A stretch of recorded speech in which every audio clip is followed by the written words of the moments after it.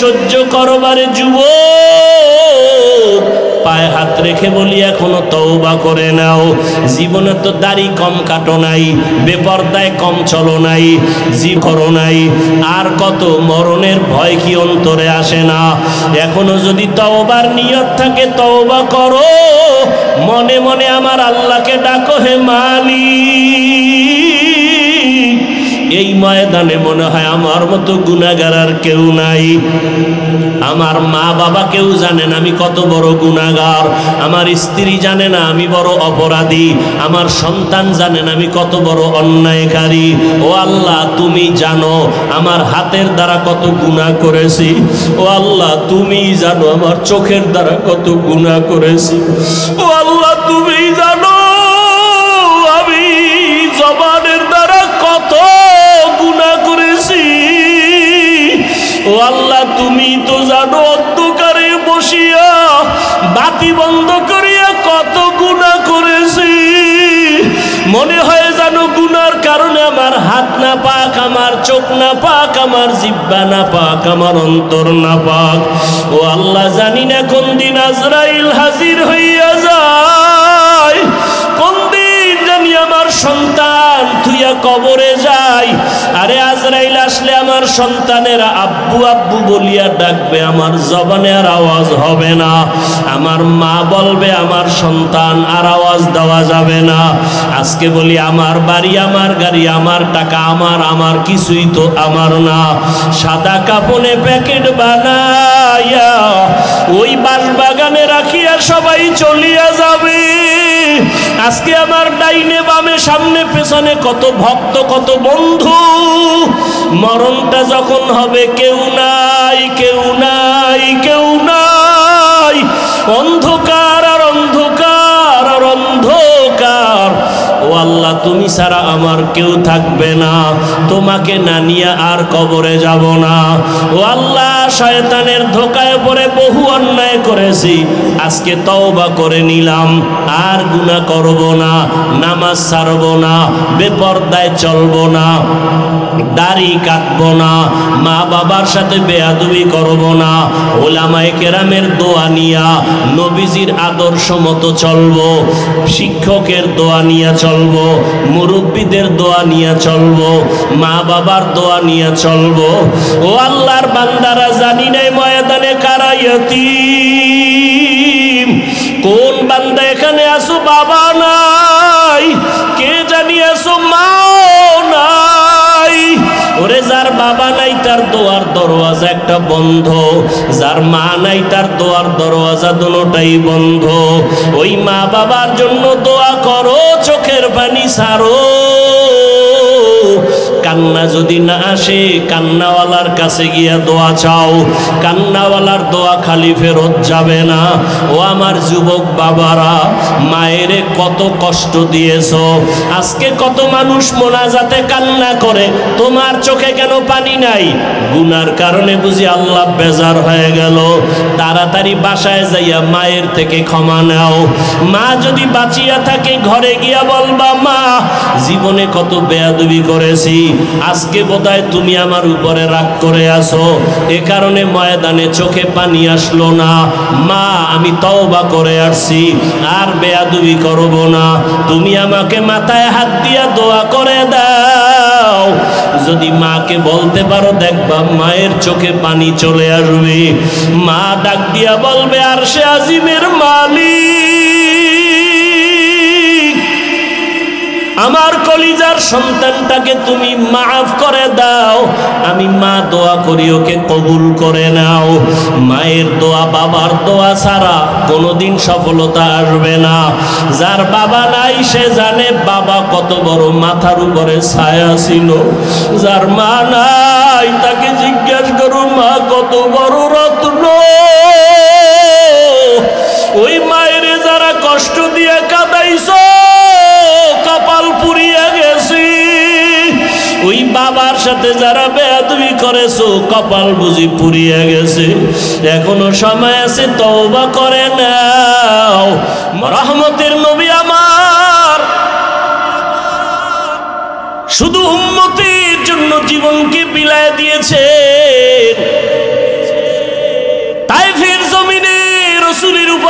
আক্রমণ, বৃষ্টির মতো পাথর মেরে রসুলকে রক্তাক্ত করে ফেলেছে তায়েফের কাফেরের সন্তানেরা। আল্লাহ বরদাস্ত করতে পারেন নাই, বলে জিবরাইল যাও, রসুলের শরীর মুবারকে মশা মাছি পড়া হারাম, ওই শরীরে পাথরের আঘাত, রক্ত পড়ে জুতা আটকায় গিয়েছে, যাও এখনই তায়েফের জমিন উল্টায় সব ধ্বংস করে দাও। জিবরাইল এসে নবীকে বলেন, ও নবী একটু অর্ডার দেন, তায়েফবাসীকে ধ্বংস করে দেই। নবী বলেন, খবরদার তায়েফের বেঈমানের মারিও না রে জিবরাইল, ওরা আমাকে চিনে না, আমি ইয়তীম, ওরা আমাকে জানে না আমি কত বড় দিলওয়ালা। দোয়া করি একদিন আমাকে চিনবে, দিনের কাজে ওদের সহযোগিতা পাওয়া যাবে। কাফেরেরা নবীরে মারে, নবী গালি দেয় না, বরং আল্লাহ অর্ডার দেয় মারার জন্য, নবী আবদার করে মারিয়েন না। ও বরুরার জলমের মুসলমান, দুইটা পা ধরে বলেছে রে যুবক, ও পর্দার আড়ালের মা বোনেরা, ও বৃদ্ধ বাবাজি, ও ব্যবসায়ী বাবারা, কই রসুলের আদর্শ, কই তোমার আদর্শ? কাফির আল্লাহ কয় মেরে ফেল, নবী বলে মারিও না। আর আজকে মুসলমান হইয়া মুসলমানের বিরুদ্ধে আন্দোলন করো, মুসলমান হইয়া মুসলমানের বিরুদ্ধে ষড়যন্ত্র করো, এটা রসুলের ইশক মোহাব্বত যার আছে সে কখনো করতে পারে না। তুকু যাও সুন্নতে अहमद को जा बा मोहम्मद कैबुअत निस्बत तोरा मन अहब्बा सुन्नती कौले रसूल मजदाए का नमाई हम कुन कबूल। কষ্ট হইতেছে আপনাদের? কোন দলের গোলাম হইেন না, আল্লাহর গোলাম হন। কোন ব্যক্তির আদর্শের গোলাম হইেন না, রসুলের আদর্শের গোলাম হন। কার আদর্শ? রসুলের আদর্শ থেকে দামি কোন আদর্শ কারো কাছে আছে? রহমতের নবীর আদর্শ কত সুন্দর, রহমতের নবীর আদর্শ সারা জমিনে কোনোদিন শান্তি আসবে না।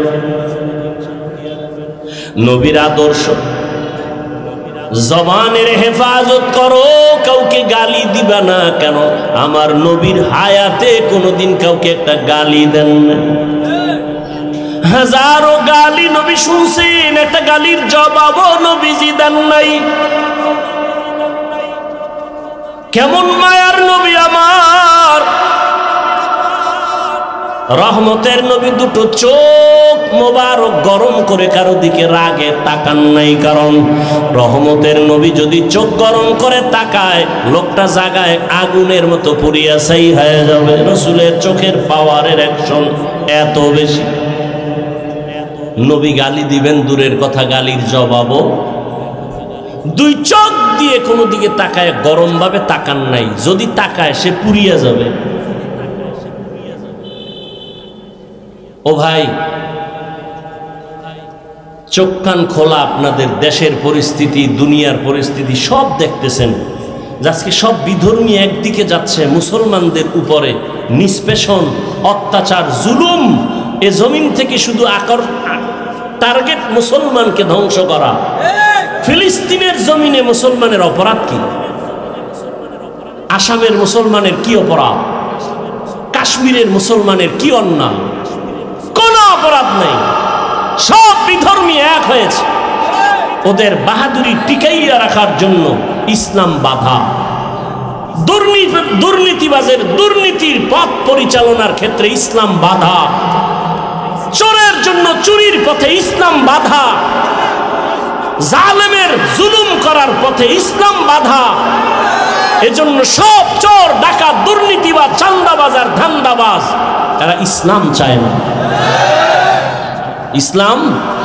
অথচ মাইকেল বলবে ইসলাম শান্তির ধর্ম, সে মানে না। কেন?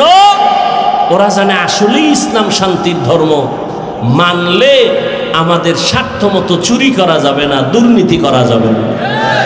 এই জন্য ইসলামের জিকির করে কিন্তু ফিকির নাই, মানে না।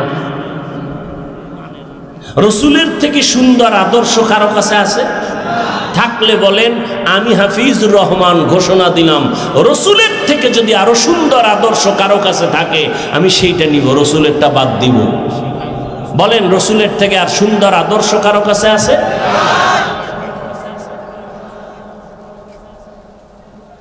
আল্লাহ হেদায়াত দান করুন। পৃথিবীতে একজন রাষ্ট্র পরিচালনাকারী রাজনীতিবিদ নেতা, আপনারা অনেকেই তার নাম জানেন, বাদশাহ হারুন রশিদ। জানেননি তার নাম? তিনি একদিকে রাষ্ট্র পরিচালনা করেন, রাজনীতিবিদ নেতা, অন্যদিকে আল্লাহ পাকের প্রিয় এক বুজুর্গ, আল্লাহর ওলি গোলাম। মুসলমানের ইতিহাস তো এমনই। বাদশাহ হারুন রশিদের ইতিহাস, মামুনুর রশিদের ইতিহাস, মোগলদের ইতিহাস। এরা একদিকে দেশ চালান, অপরদিকে রাতের বেলা তাহাজ্জুদে আল্লাহর কাছে সেজদায় পড়ে কাঁদেন। এই জন্য তারা শান্তি কি জিনিস দেখায় গেছেন এ জাতিকে। আমরা পারি না কেন? আমাদের মুখের কথায় আর কাজে মিল নেই।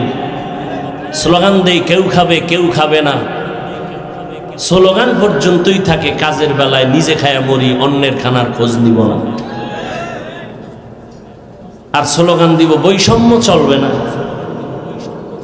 বৈষম্য বিরোধী আন্দোলন করার সুযোগ পাইয়া আম্মাজানেরা রাস্তায় নামছে যে নারী পুরুষ এক বানায় দাও, কোনো বৈষম্য রাখা যাবে না। কোন জায়গাটা কোন জায়গায় গিয়ে লাগাই দিছে, বুদ্ধির অভাব। আবার কিছু চালাক এরা এদের সাথে তাল মিলায় বলে ইসলাম নারীর অধিকার দেয়নি, অথচ হাজার কোটিবার আল্লাহর জাতের কসম ইসলাম ছাড়া এ নারীর ইজ্জত সম্মান আর কেউ দেয়নি। ওলামায়ে কেরামদের রাজপ্রাসাদে ডাক দিলেন, খানা দানা সুন্দর ভিআইপি আপ্যায়ন করাইয়া বাদশাহ হারুন রশিদ বললেন, মেহমানদারি যথার্থ হয়েছে তো? বলে আলহামদুলিল্লাহ। বলে এবার আসেন আমার কনফারেন্স রুমে। ওখানে নিয়ে বসালেন দেশের সব উল্লেখযোগ্য উলামায়ে কেরাম। বাদশাহ হারুন রশিদ সিংহাসনে বসে বললেন, আমি যে আপনাদের ডাকছি আমার মনের একটা কঠিন প্রশ্নের জবাব নেওয়ার জন্য। বলেন তাই? বলে হ্যাঁ। বলেন কি প্রশ্ন? বাদশাহ হারুন রশিদ বললেন, আপনারা আমাকে চিনেন? বলে হ্যাঁ চিনি। আমি শুধু দেশ চালাই এতটুকুই না, আমি দ্বীনের পথে আমল করার জন্য চূড়ান্ত চেষ্টা চালাই। অতএব আমি নেক আমল করি, যথাসাধ্য আমি গুনাহ থেকে বেঁচে থাকার চেষ্টা করি। আমি আপনাদের থেকে জানতে চাই, আমি বাদশাহ হারুন রশিদ জাহান্নামী নাকি জান্নাতি? ওলামাদের মজলিসে প্রশ্নটা ছেড়ে দিলেন। একজন একজন করে সবাই এক আওয়াজ দিলেন যে আপনি জান্নাতি না জাহান্নামী এটা বলার কোনো পাওয়ার, কোনো সুযোগ আমাদের? হ্যাঁ, এতটুকু বলা যাবে, আপনি যদি ভালো আমল করেন তো আপনি জান্নাতের পথে আছেন, জান্নাতি বলা যাবে।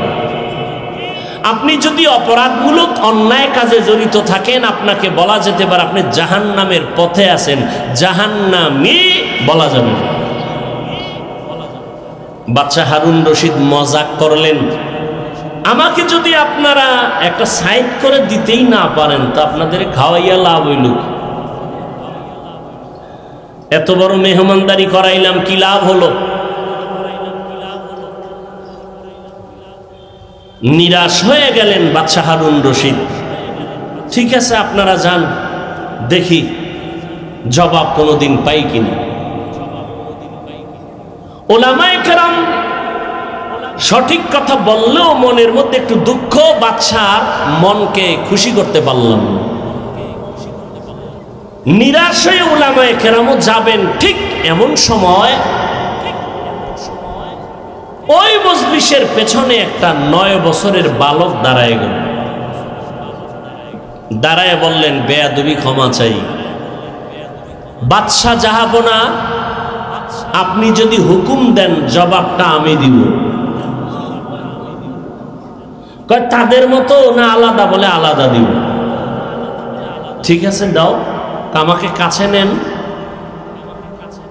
9 বছরের বালককে বাদশাহ রাস্তা করে কাছে আনলেন। 9 বছরের বালক বাদশাকে বললেন, প্রশ্নের জবাবটা কি আপনি দিবেন না আমি? বলে তুমি দিবা। তাহলে বলুন তো, প্রশ্ন করনেওয়ালা সে একটু উঁচু মর্যাদার, না যে উত্তর দেয় তার মর্যাদা একটু বেশি? বাদশাহ হারুন রশিদ বলে, যে উত্তর দিবে ক্ষণিকের জন্য তার মর্যাদা কি? 9 বছরের বালক বলে, বেয়াদবি ক্ষমা করে আমাকে সিংহাসনে বসায় দেন, উত্তর দেওয়ার ঘরে নামায় দিয়েন, আপাতত উত্তর দেওয়া পর্যন্ত আপনি নিচে বসেন। এখন বাদশা তো উত্তর জানতে হবে, বড় আগে আবেগওয়ালা উত্তর, আমি জান্নাতি না জাহান্নামী। এখন বাদশা যেহেতু জবাব চায়, আর সব আলেমরা তাকায় আছে এই ছোট বাচ্চা কি বলবে।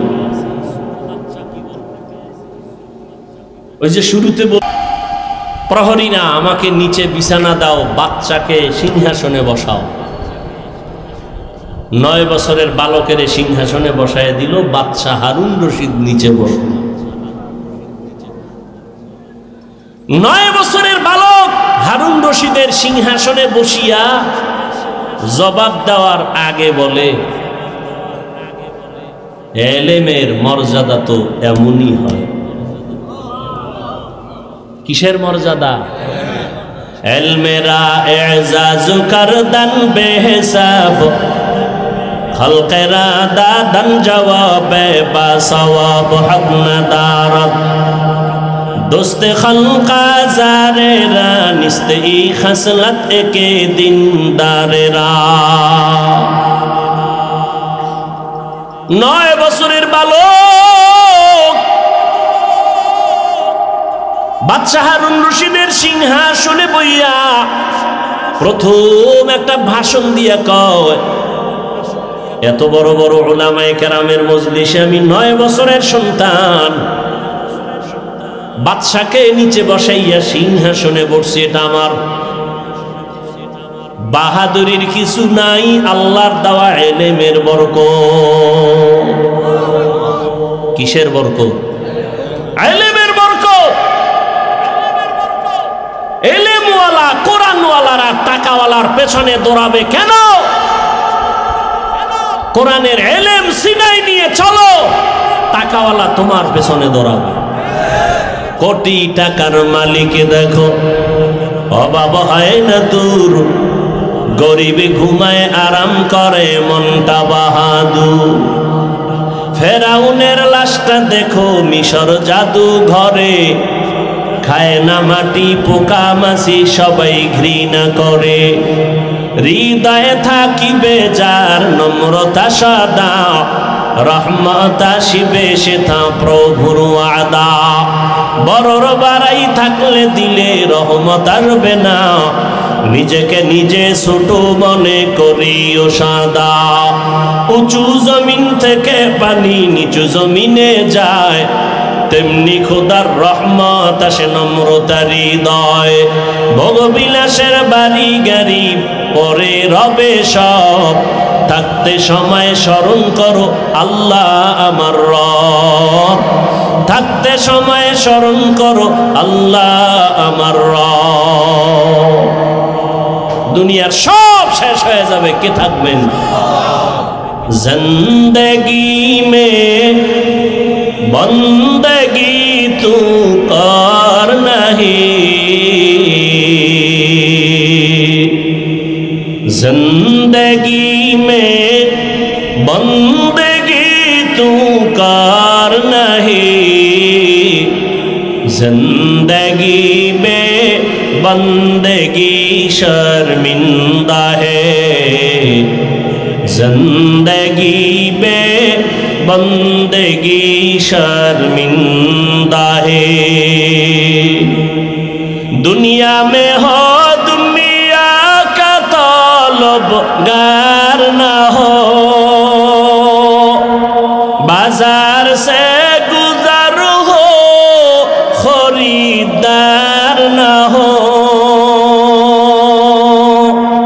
ये दुनिया एक मिसले कागज फूल है, ये दुनिया एक मिसले कागज फूल है। जिंदगी में बंदगी तू खार नहीं, जिंदगी में बंदगी शर्मिंदा है, जिंदगी में बंदगी शर्मिंदा है। जिंदगी में बंदगी कुन बंदगी, बंदगी बे जिंदगी शर्मिंदगी। अल्लाह ताला बोलेन वअम्मा मन खाफा मकाम रब्बिही व नहन नफ्स अनिल हवा फाइन्नल जन्नता हियल मावा। हाशुरेर दिन আল্লাহর আদালতের সামনে দাঁড়াইয়া হিসাব দেওয়ার ভয় অন্তরে জমা করে দুনিয়ায় বসে যারা গুনাহ থেকে নিজেকে বাঁচায় রাখবে, আল্লাহ বলেন আমি ওয়াদা করলাম তাকে বিনা হিসাবে জান্নাত দিয়ে দিব। আতিনা ফি দারে দুনিয়া না হাসান, আতিনা ফি দারে উকবা না হাসান, ইয়া গিয়াসাল মুস্তাগীসিন ইহদিনা লিফতিখারা বিল উলুমে ওয়াল গিনা। কার ভয়? আল্লাহর ভয়। 9 বছরের বালক সিংহাসনে বসিয়া বলে ইলমের মর্যাদা তো এমনই হয়। ওলামায়ে কেরাম তাকায় আছে, আমরা জবাব দিতে পারলাম না, 9 বছরের বালক কি জবাব দিবে? 9 বছরের বালক ডেকে বলে বাদশাহ আপনার প্রশ্নটা আবার রিপিট করেন। বাদশাহ হারুন রশিদ বলে আমাকে বলে দাও আমি জান্নাতি নাকি জাহান্নামী। সব আলেমরা বলেছিল জান্নাতি বা জাহান্নামী নিশ্চিত বলা যাবে না। 9 বছরের বালক বাদশাকে জবাব দিয়া বলে আমি নিশ্চিত বলে দিলাম, আপনার কাছে আমার জানার একটা বিষয় বলেন। কি? বলে আপনার জীবনে এমন কোনো ঘটনা ঘটছে কিনা? বলে কি ঘটনা?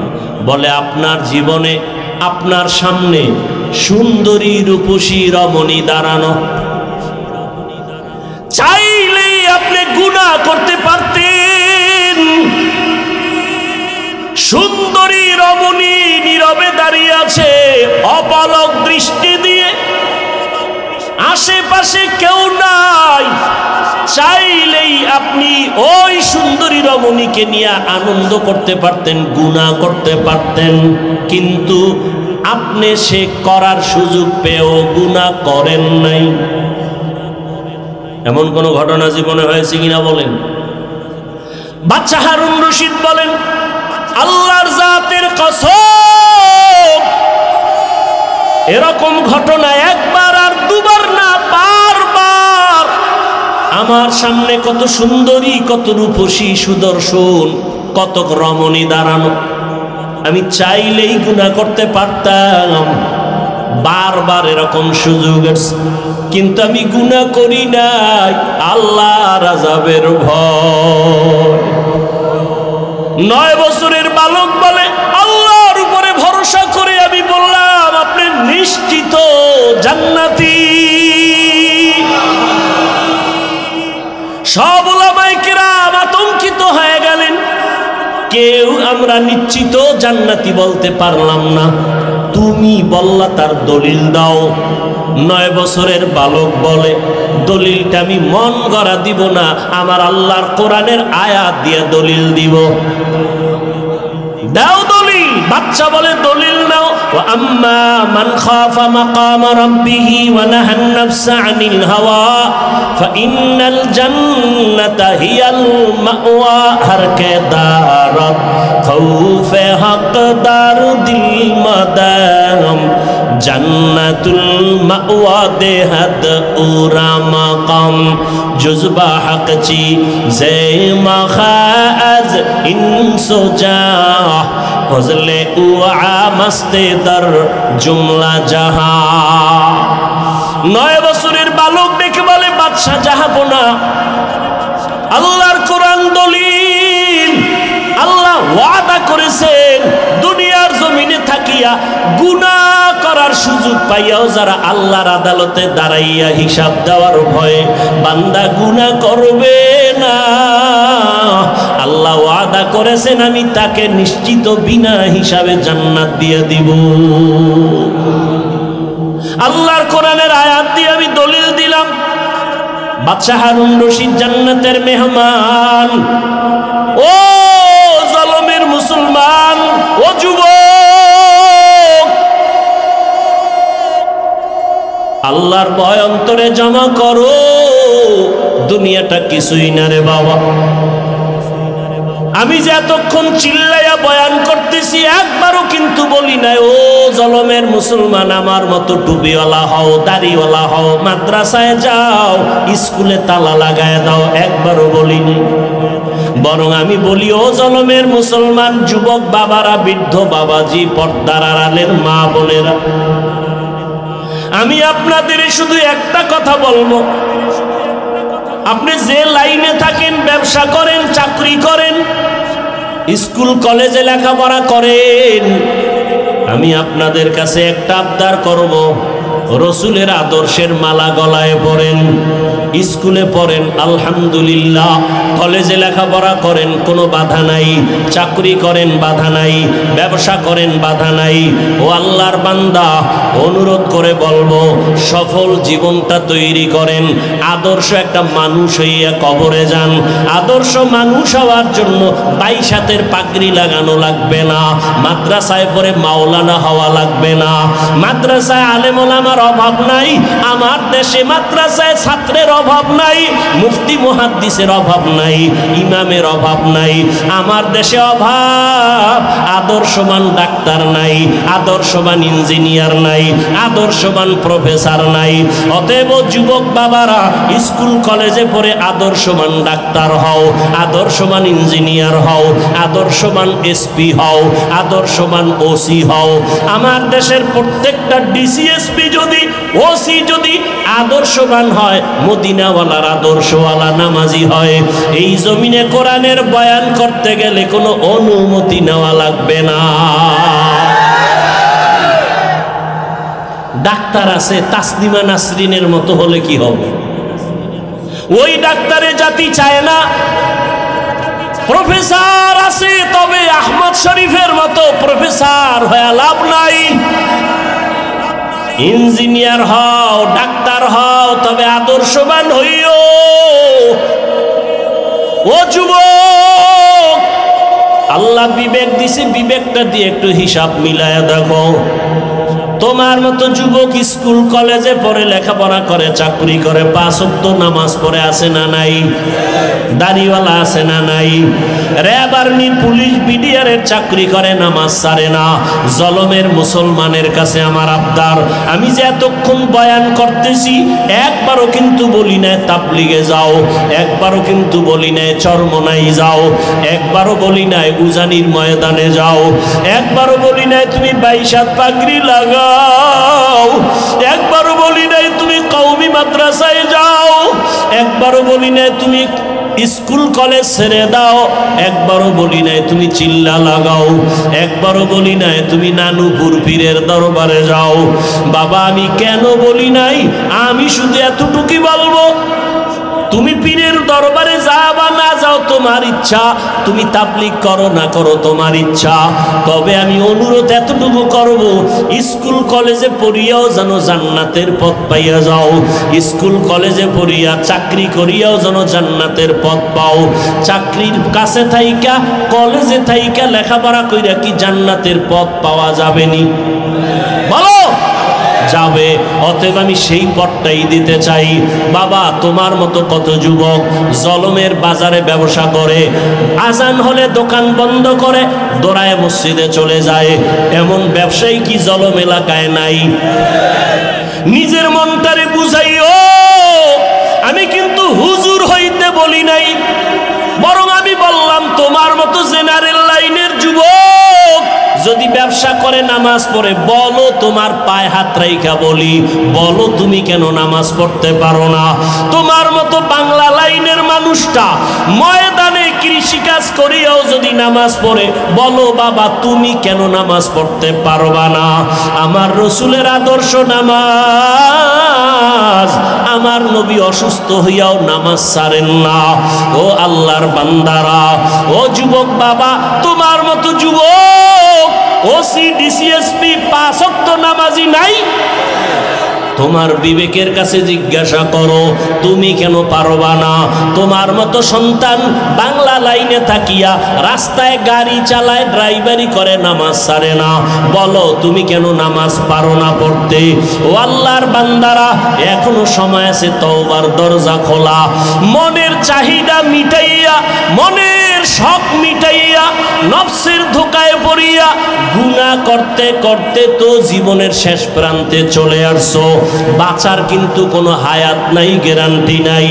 বড়রা আগে মরবে, ছোটরা পরে মরবো তাও বলা যাবে না। জুয়ানেরা পরে মরবে, বুড়ারা আগে মরে যাবে তাও বলা যাবে না। মা বাবা আগে মরে যাবে, সন্তানেরা পরে মরবে তাও বলা যাবে না। কত জায়গায় তাকাইয়া দেখো, ছোট ভাই কবরে চলে গেছে, বড় ভাই এখনো বেঁচে আছে, আছে না নাই? কত বুড়ারা এখনো আছে সুস্থ, কিন্তু যুবক মানুষ অসুস্থ। ও যুবক, তাকাইয়া দেখো, গাড়ির নিচে তোমার আমার মতো কত যুবকের লাশ, পানির নিচে কত লাশ, ঘুমের বিছানায় কত লাশ, মহামারী করোনায় কত লাশ, ডেঙ্গুর ভিতরে কত যুবকের লাশ, ঘুমের বিছানায় মরণের যুবকের লাশ। কয়দিন আর বাঁচবারে বাবা? মনের শখ মিটাইয়া গুনাহ তো কম করো নাই। মনে চাইছে নামাজ পড়বা না, কতবার নামাজ ছাড়লা। মনে চাইছে দাড়ি রাখবা না, রাখো নাই। মনে চাইছে পার্কে পার্কে ঘুরবা, অনেক জীবন কাটাইলা ঘুরে ঘুরে। মনের জাল মিটাইয়া গুনাহ তো কম করলা না। আরে আমার মাওলার কথা কি তোমার মনে পড়ে না? রহমতের নবীর কথা কি তোমার অন্তরে আসে না? ওলামায়ে কেরামের বয়ান কি তোমার অন্তরে ধাক্কা লাগায় না? ও যুবক, সাহাবায়ে কেরাম নবীর হাতে কালেমা পড়িয়া জান্নাতের টিকিট পাইয়া মৃত্যু পর্যন্ত শুধু কান্নার আওয়াজ। আল্লাহর আদালতে কেমনে দাঁড়াইয়া জবাব দিব? আবু বকরের কান্না, ওমরের কান্না, ওসমানের কান্না, জীবনটা কান্নায় কাটায় দিলেন। আর তোমার আমার তো কোনো আমলের খবরই নাই, চোখেও পানি নাই রে যুবক। কয়দিন আর জীবনের বাহাদুরি করবা, যৌবনের বাহাদুরি করবা? এখনো সময় আছে, তওবা করে নাও। ডাক্তার হও, তবে আদর্শবান ডাক্তার হইও। ইঞ্জিনিয়ার হলে আদর্শবান ইঞ্জিনিয়ার হইও। বলবা হাফিজ ভাই, আদর্শবান ডাক্তার হওয়ার জন্য কি করতে হবে? ভালো করে মনে রাখবা, 3টা জায়গায় বেয়াদবি করা যাবে না। যদি করো তো জীবনে ডাক্তার হতে পারবা, আদর্শবান হতে পারবা না। ইঞ্জিনিয়ার হতে পারবা, আদর্শবান হতে পারবা না। 1 নাম্বার জায়গা, মা বাবার সাথে বেয়াদবি করা যাবে না। দ্বিতীয়, মুরব্বী ওলামায়ে কেরামের সাথে বেয়াদবি করা যাবে না। আর একটা হলো তোমার শিক্ষকের সাথে বেয়াদবি করা যাবে না। এই 3 জায়গায় যদি বেয়াদবি করো, আল্লাহর কসম আদর্শবান হতে পারবা না, সম্মান জীবনে আসবে না, বরং মরণের আগে তোমার পতন শুরু হয়ে যাবে। মা বাবার সাথে যদি বেয়াদবি করো, মরার আগেই তোর বিছানায় পড়ে পঙ্গু হয়ে যাবি। যদি শিক্ষকের সাথে বেয়াদবি করো আর শিক্ষক যদি কষ্ট পায় একটা নিঃশ্বাস ফেলে দেয়, মরার আগে জীবন ধ্বংস হয়ে যাবে। মুরব্বী ওলামায়ে কেরামের অন্তরে যদি কষ্ট দিয়া চলো, জীবনটা মরণের আগে ব্যাহত হয়ে যাবে। এই জন্য 3 জায়গায় বেয়াদবি করা যাবে না। ও পর্দার আড়ালের আম্মা জানেরা, বোনেরা, আপনার মতো কত মা কত বোন এই এলাকায় এখনো আছে, নামাজ ছাড়ে না, বেপর্দায় চলে না, সন্তানটাকে আদর্শওয়ালা বানানোর চেষ্টা করে, স্বামীর মাল হেফাজত করে, খেয়ানত করে না, মোবাইলে সময় নষ্ট করে না। ও আম্মা জানেরা, আপনাদের এই সন্তানদের যত বয়ান করলাম, এই বয়ানগুলো কাজে লাগানোর জন্য আপনাদের মেহনত আর দোয়া লাগবে। কারণ আপনাদের দোয়া ছাড়া সন্তানের জীবনে সফলতা আসবে না। মা বাবার চোখের পানি আর দোয়া সন্তানের সফলতার চাবি। মা বাবার চোখের পানি আর দোয়া না থাকলে আমি এই চেয়ারে বসতে পারতাম না। মা বাবার চোখের পানি দোয়া না থাকলে তুমিও লেখাপড়ায় ভালো নাম্বার পাইতা না, চাকরি করতে পারতা না, তোমার বাড়ি গাড়িও হতো না, সম্মানের চেয়ারও পাইতা না। ওই মা বাবার দোয়া নাও।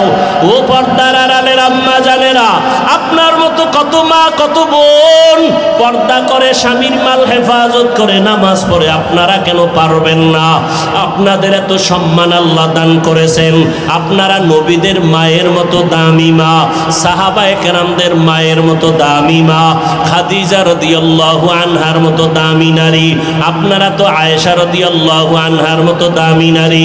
আপনারা তো ফাতেমা রাদিয়াল্লাহু আনহার মতো দামি নারী। আপনারা তো ইসমাইল নবীর মা হাজেরা আলাইহা সালামের মতো দামি নারী। আপনারা তো ঈসা নবীর মা মারিয়াম আলাইহা সালামের মতো দামি নারী। এই দুনিয়াতে আল্লাহর এক বড় দুশমন ছিল ফেরাউন। জানেননি তার স্ত্রীর নাম কি? আসিয়া। এত বড় বেঈমান ফেরাউনের স্ত্রী আসিয়া কি আল্লাহকে এতটা আপন করে নিলেন। ফেরাউন এত বড় বেঈমান, অথচ তার ঘরে থেকে আসিয়া আল্লাহকে মোহাব্বতের বন্ধনে নিয়া এমন দামি হয়ে গেলেন। রহমতের নবী বলেন, কিয়ামতের ময়দানে জান্নাতে আসিয়ার সাথে আমি মুহাম্মদের সাথে বিবাহ হয়ে যাবে। ও পর্দার আড়ালের আম্মা জান, এখনো সময় আছে, তওবা করে নেন। দুনিয়াটা কিছুই না। ওই সন্তানটাকে আদর্শওয়ালা মানুষ বানায় যান। ডাক্তার হবে আদর্শওয়ালা, কোরআন পড়নেওয়ালা, নামাজি যখন হবে ডাক্তারি করবে, নামাজ ছাড়বে না, মা বাবার জন্য দোয়া করতে ভুলবে না। ও পর্দার আড়ালের আম্মা জানেরা, এখনো সময় আছে, তওবা করেন। ও বৃদ্ধ বাবাজিরা, সময় আছে, তওবা করে নেন। আপনার মতো কত বুড়ারা মসজিদে গিয়া নামাজ আদায় করে, আপনারা কেন পারবেন না? জীবনে যত নামাজ ছাড়িয়ে দিলেন, বেপর্দায় চললেন, আমার আল্লাহ এখনো তওবার দরজা দিয়া ডাকতেছেন। ও আল্লাহর বান্দারা, আজকে আল্লাহর দেওয়া নিয়ামত, পানি, বাতাস, সূর্যের আলো, চাঁদের আলো, সব আল্লাহর দেওয়া নিয়ামত খাইয়া আল্লাহর সাথে নাফরমানি করেন। শাস্তিটা বড় কঠিন, কিন্তু চিন্তা করছেননি যেই শাস্তির ভয়ে রহমতের নবীও কান্না করতেছেন রুমের মধ্যে বসিয়া। আম্মা জান আয়েশা রাদিয়াল্লাহু আনহা রহমতের নবীর কান্না দেখে বলেন, ইয়া রাসূলুল্লাহ, আপনি আমার রুমে বসে কান্না করেন কেন? আমি আয়েশার কোনো বেয়াদবির কারণে নাকি? নবী বলেন, না আয়েশা, তোমার কোনো বেয়াদবি না। নবী বলেন, তো আম্মা জান বলেন, কাদার কারণ কি? রহমতের নবী বলেন, ও আয়েশা, আমার উম্মতের নিয়ে চিন্তা করি। হাসরের ময়দানে আমার উম্মতের উপায় কি হবে? কিয়ামতের ময়দান বড় ভয়ঙ্কর হবে। আম্মা জান বলেন, নবী কেমন ভয়ঙ্কর? ও জলমের মুসলমান বাবারা, পর্দার আড়ালের মা বোনেরা, রহমতের নবী বলেন, ও আয়েশা, হাসরের ময়দানে মানুষগুলো সব উলঙ্গ দাঁড়াবে, নারীরাও উলঙ্গ, পুরুষেরাও উলঙ্গ দাঁড়াবে। সূর্যটা মাথার উপরে চলে আসবে। সূর্যের গরমে গুনাহগারের মাথার মগজগুলো ভাতের মারের মতো ফুটবে। ওদিকে জাহান্নামের আওয়াজ, জমিনটা থরথর করে কেঁপে উঠবে। আমার আল্লাহ রাগ হয়ে বলবেন, লিমানিল মুলকুল ইয়াউম লিল্লাহিল ওয়াহিদিল আর আল্লাহ রাগ হয়ে যাবেন, মানুষগুলো পাগলের মতো হবে। ও আয়েশা, এতটা ভয়ঙ্কর হবে হাসরের মাঠ, আল্লাহর আদালতে কেউ দাঁড়াবার সাহসী পাবে না। নবীদের কোনো গুনাহ নাই, সেই নবীরা হাসরের ময়দানে কান্না শুরু করবেন। আদম নবী কাঁদবেন, নিজের উপায় কি হবে? ঈসা নবী কাঁদবেন, কি উপায় হবে? মুসা নবী কান্না করবেন, কি উপায় হবে? ইব্রাহিম নবীও কাঁদবেন, কি উপায় হবে? উম্মতের চিন্তা কেউ করবেন না। রহমতের নবী বলতেছেন, আম্মাজান বলেন, নবী যেই ময়দানে হাসরে নবীরা কাঁদবেন, আপনি রহমতের নবী তখন কি করবেন? আম্মাজানকে নবী বলেন, আয়েশা, তখন আমি উম্মতের জন্য আল্লাহর দরবারে মাকামে মাহমুদে সেজদায় পড়ে কান্না শুরু করব। মুসা নবী নিজেরে নিয়ে কাঁদবেন, ঈসা নবী নিজের কথা বলবেন আর কাঁদবেন, আদম নবী নিজের চিন্তা করবেন আর কাঁদবেন। আর আমি এমন রহমতের নবী, আমি আমার মাওলার দরবারে সিজদায় পড়ে কাঁদব, একবারও আমার চিন্তা করব না। আমি বারবার আমার মালিকের দরবারে কাঁদব আর বলবো, আল্লাহ আমার উম্মতের বাঁচাও, আমার উম্মতের বাঁচাও, আমার উম্মতের বাঁচাও। আমার কান্না দেখা মাত্র আমার আল্লাহ ঘোষণা দিবেন, নবী আপনি মাথা উঁচু করেন, আপনি কান্না করবেন না, আপনার উম্মতগুলো বাছাই করে আপনি জান্নাতের দিকে নিয়ে যান। আল্লাহ অর্ডার দেওয়া মাত্র আমি আমার উম্মতগুলো ধরে ধরে জান্নাতের পথের দিকে নিব। আম্মা জান আয়েশা রাদিয়াল্লাহু আনহা বলেন, ইয়া রাসূলুল্লাহ, হাসরের মাঠে কোটি কোটি মানুষ, মুসা নবীর উম্মত, ঈসা নবীর উম্মত, আদম নবীর উম্মত, ইব্রাহিম নবীর উম্মত, আপনার উম্মতকে চিনবেন কি করিয়া? রহমতের নবী বলেন, ও আয়েশা, কিয়ামতের ময়দানে আমার উম্মত যারা দুনিয়াতে 5 বেলার নামাজ ওযু বানাইয়া আদায় করেছে, কিয়ামতের ময়দানে ওযুর জায়গাগুলো নূরের আলোতে ঝলমল করতে থাকবে। আমি আমার উম্মতগুলো দেখা দেখা দইরা দইরা নিয়া হাউজে কাউসারের কিনারায় দাঁড় করাইয়া আমি নবী নিজের হাতে আমার উম্মতের এক এক পেয়ালা করে হাউজে কাউসারের পানি দিব। আমার উম্মত পানি পান করবে, এক এক পেয়ালা দিয়া এক এক উম্মতকে বিদায় করব। এক পর্যায়ে হঠাৎ লাইনে আমার উম্মত অনেক দাঁড়ানো থাকবে, মাঝখানে পর্দা পড়ে যাবে। আমি বলবো, ফেরেশতারা, আমার উম্মতের লাইনে এখনো বাকি, পর্দা ফালাইয়া দিলা কেন? তখন ফেরেশতারা বলবে, ইয়া রাসূলুল্লাহ, এরা আপনার আসল উম্মত না, এরা দুনিয়াতে আপনি চলিয়া যাওয়ার পরে আপনার সুন্নতের জবাই করেছে, ওলামায়ে কেরামের বয়ান শুনে নাই, দাড়ি রাখার বয়ান শুনিয়াও রাখে নাই, নামাজ পড়ে নাই, পর্দা করে নাই, হালাল ব্যবসা করে নাই, জুলুম করিয়া গুনাহ করিয়া জীবন নষ্ট করে ফেলেছে। আল্লাহর নবী বলেন, আয়েশা, তখন আমি আমার ওই 2 নাম্বার গুনাহগার উম্মতদের ধমক দিয়া আমি বলবো, সোহকান সোহকা লিমান গাইয়ারা মিন বাদি, আমার সুন্নতের যারা জবাই করছো, আমার দাঁত ভাঙ্গা দিন যারা হেফাজতের চেষ্টা করো নাই, নামাজ পড়ো নাই, তোমরা আমার উম্মত না। সাথে সাথে গাইবি আওয়াজ আসতে থাকবে, এদেরকে জাহান্নামের শিকল লাগাইয়া ধর। ওয়াসিকাল্লাযীনা কাফারু ইলা জাহান্নামা যুমারা হাত্তা ইযা জাউহা ফুতিহাত আবওয়াবুহা ওয়া ক্বাল। জাহান্নামের আগুন কত ভয়ঙ্কর, সূর্যের গরম সহ্য করতে পারো না রে বাবা, একটা বেতের বাড়ি সহ্য করা যায় না।